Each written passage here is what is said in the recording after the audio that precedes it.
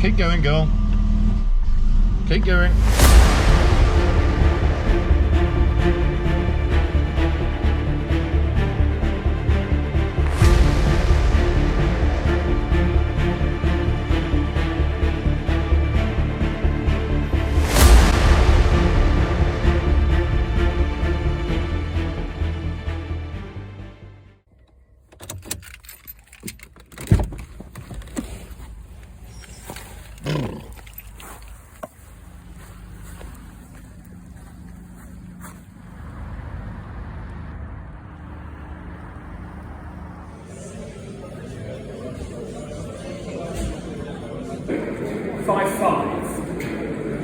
Five eight.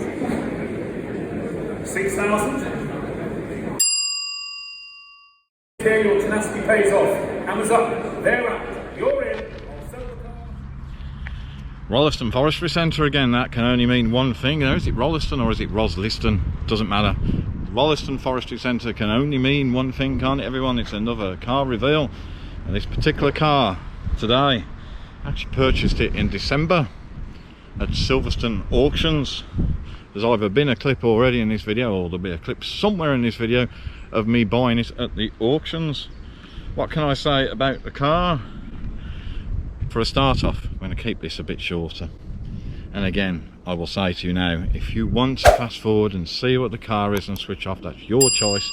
But if you can just ask you to stick with me just for a wee minute, we'll get to the point. So this particular car is very important to us, and I know every purchase has been important. This one's particularly important because, well, it's the first car I ever drove, or one of the same make, model, year, engine spec and everything. So it's the first car I ever drove, first car I passed my test in. Fran, my wife, it's the same car as she first bought and passed her test in.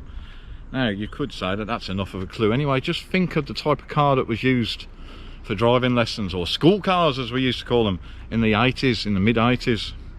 It's the car that the camera's sitting on now, of course.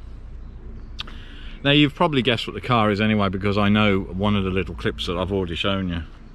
Like, anyone that knows anything about cars will have recognised it, but anyway. This particular car featured on Wheeler Dealer's A Dream Car. Now, I haven't actually found the episode that it featured on, and I'm not too worried because it wasn't actually the reason I purchased the car. But if anyone finds the episode that it was on, please feel free to let me know in the comments below. Now, when we say dream car, the premise of that program, if you've watched it, you'll know already. It's not the car that I've bought that's the dream car element. It's the car that they found in a garage that's worth saving, and they can sell it and use the funds to purchase their dream car. So although this is my dream car, it wouldn't be the dream car on the program. So anyway, what is it? Well, the big clue I'm going to say straight away is it's a Ford. Now, for new viewers of this channel, you'll know that I'm pretty much an Austin Rover guy. So if you love your Fords, hey, we now have a Ford on the channel. We always give our cars a name, of course, as well. So this one is Project Felicity, I'll get it right. So hashtag Project Felicity. Now, the plans for Felicity is quite simple. It's in such good condition for the age, 38 years old, such good condition and so low miles and so low owners, as we'll discuss in a minute, that it's a forever car. It's one that I won't be selling, but we will obviously do our best to make it the best that we can do. Anyway, talked to you enough. Let's reveal the new car. Get the sun in the right place. Are you ready? It is a Ford. It's a Ford Fiesta 1.1 Popular Plus.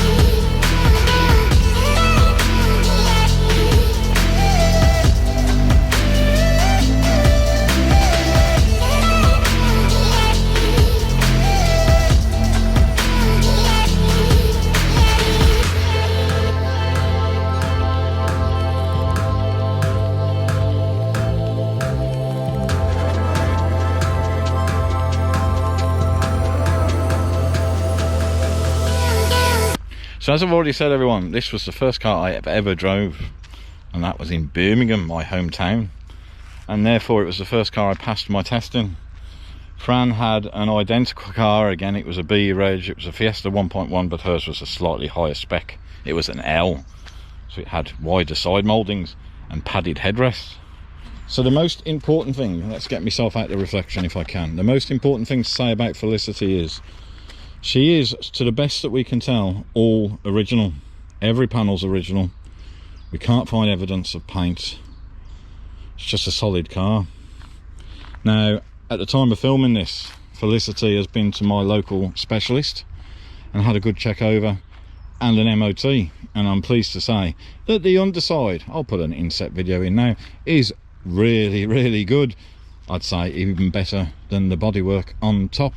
So she's a very solid car, and that's not to say that she's perfect. She's not perfect, and there are some little areas which, me being honest, I'm going to show you, that are going to need addressing. For instance, we've got a crusty bit. Now if you're a Ford person, particularly a Fiesta, if you know your old Fiestas, folks, please let me know in the comments where you would expect me to have problems with rust. At the moment, they do seem quite minor. They're literally on the edge of the arches, and there's a bit under here which, as you can probably see, is flaking. But the thing is, where possible, I don't want to put any paint on this car.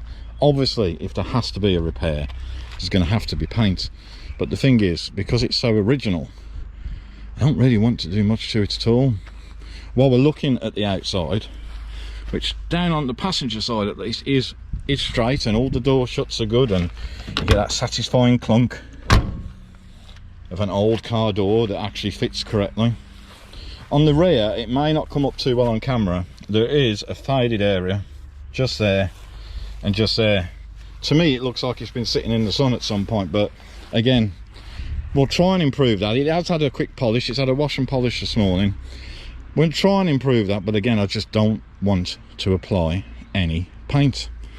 If we go around to the driver's side, a little dent there, one there, and there's another one somewhere.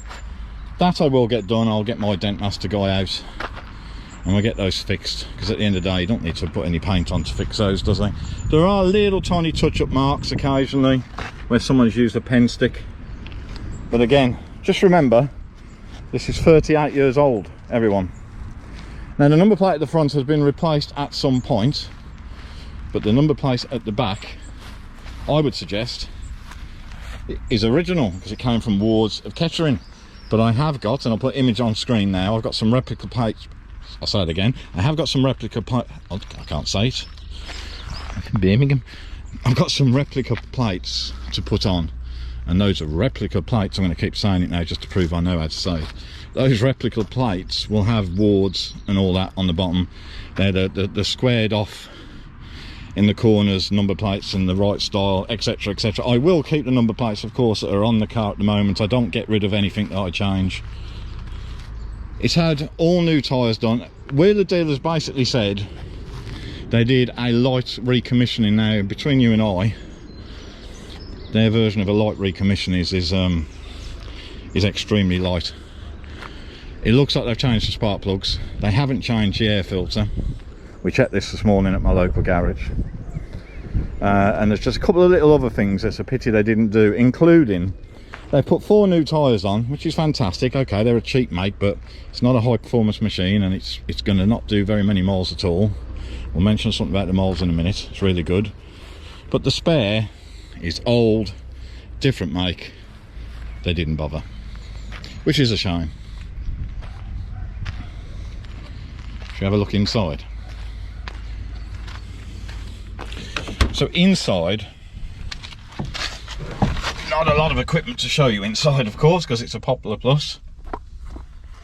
But the important thing is the car has got 8,987 miles, which I am assured is genuine. Also with the interior, if the sun allows you to see, where it's different types of plastic and trim, the colours are faded at a different rate. So of course, where it says Fiesta there, the plastic, which is different to the plastic on the dash, has faded at a different rate. But the floor is really clean. No rips, no tear, no wear marks, which you wouldn't expect it to be because it's under 9,000 miles. The roof lining is absolutely fine. The only thing on the driver's seat is someone has stitched where the plastic has obviously shrunk. Just there on its edge. Again, we'll see what we can do with that, but otherwise the interior is absolutely lovely. If you look around, let's have a peek round the back. Yes, my drone's sitting on there. It doesn't look like it's lived much of a life at all, does it? Let's show you quickly in the boot. Remember the days where you had to use a key? I have got 2 keys, and 1 key does fit all the locks. Now, anyone familiar with Fiestas, or any old car probably, to be fair, with parcel shelves, you can see this one is starting to bend a little. In fact, it's bent quite a lot. There are no speaker holes though, like Millie had, where I had to go and find another parcel shelf. It's otherwise in good condition. It has got the rubber bung there, but I can see it's got one missing there, so I'm going to try and locate it. But the boot, if it's coming up on camera, spotless, solid. If I lift up these panels, it's solid in there. Yes, I've got a spare hubcap. I've got one on the other side in a minute. Do you remember the old auto lock that goes over the handbrake and the gear lever? You've seen one there, everyone. Just put that back. And then over this side, again, if you can see, very, very solid boot floor. You can see the washer bottle for the rear window. And another hubcap. And that tyre that I mentioned earlier on in the video that needs to be changed. But I hope and think you will agree, it just seems fantastic. As I say, the car is not perfect. There's little tiny rust marks on the bumper. And again, we'll have a look at what we can do with that. But it's 38 years old, everyone. And I absolutely love it. We'll have a quick look under the bonnet. The bonnet release is under the steering wheel, as Fiesta owners will know. So we've done that. And you'll also know that the bonnet actually opens the other way. So under here, it is not mint. But what we do know, and the garage I took it to today that I trust, that's local to me, has noted all the inner wings, everything that you would expect, and all the markings that you would expect. They're all good. They're all original.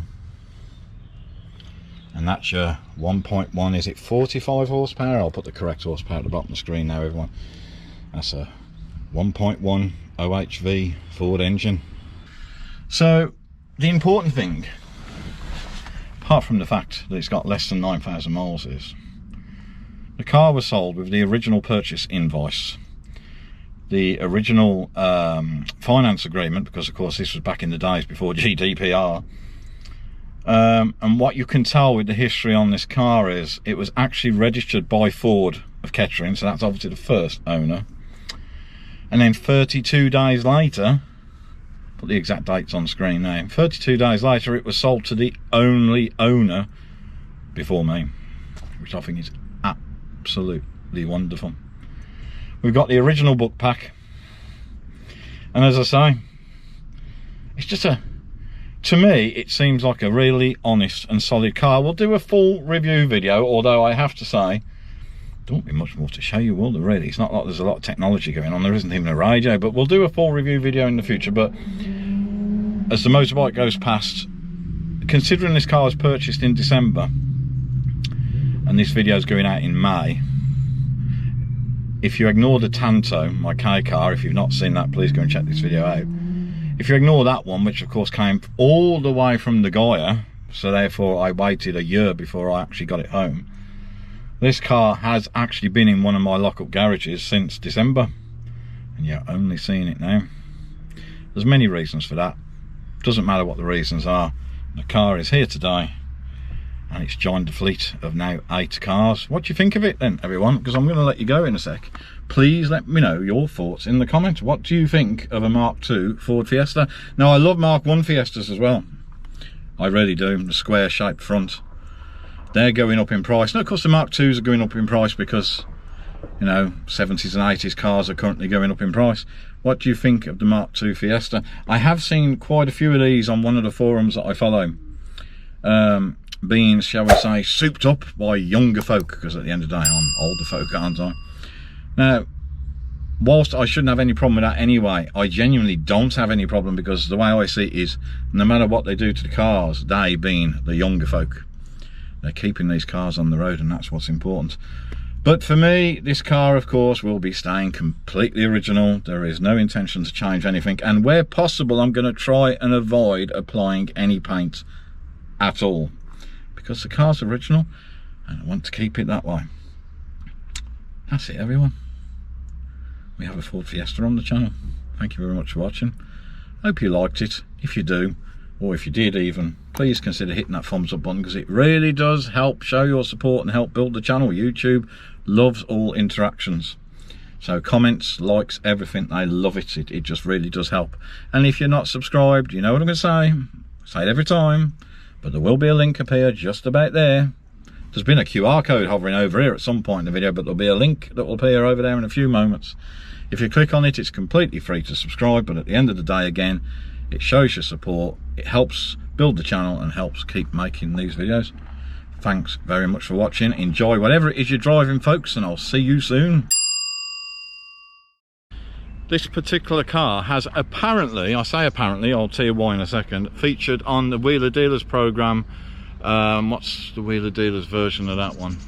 Let me think. Silly, ain't he? Oh yeah. This particular, I forgot.